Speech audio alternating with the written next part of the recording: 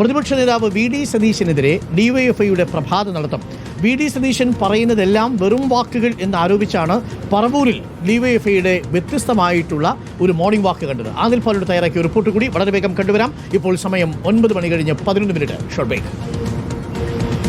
എറണാകുളം പറവൂരിൽ വി ഡി സതീശൻ പ്രതിപക്ഷ നേതാവ് മത്സരിക്കുന്ന മണ്ഡലത്തിൽ ഒരു വ്യത്യസ്തമായ പ്രചരണ പരിപാടി നടക്കുകയാണ്. വി ഡി സതീശൻ ചില കല്ലുകൾ ഇട്ടു, പക്ഷേ പുരോഗതിയൊന്നും ഇല്ല എന്ന രൂപത്തിൽ ഇപ്പോൾ മോർണിംഗ് വാക്ക് നടത്തുകയാണ് ഡിവൈഎഫ്ഐ. പ്രളയാനന്തര കേരളത്തെ വീണ്ടെടുക്കാനുള്ള വിശാല പദ്ധതിയുടെ ഭാഗമായിട്ടാണ് MLA എനിക്ക് തോന്നുന്നു വിദേശത്തടക്കം പോയി പണം പിരിക്കുകയും ഈ പദ്ധതിയുടെ പേരിൽ പുകൾപ്പറ്റ അദ്ദേഹത്തിന്റെ പല പ്രഭാഷണങ്ങളും നമ്മുടെ പുനർജനിയുടെ പേരിലുള്ള പുകൾപ്പറ്റ പല ബർമിംഗ്ഹാം പ്രഭാഷണങ്ങളും നമ്മുടെ പബ്ലിക് ഡൊമൈന് മുമ്പിലുണ്ട്.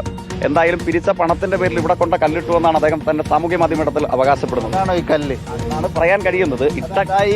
ഈ കാണുന്ന ഈ കല്ല് പുനർജനി ഫ്ളാറ്റിന് വേണ്ടി ഇട്ടു എന്നുള്ളതാണ്.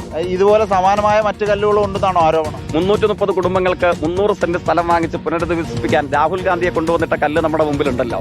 അതിനുവേണ്ടി പിരിച്ച കോടികൾ എവിടെ?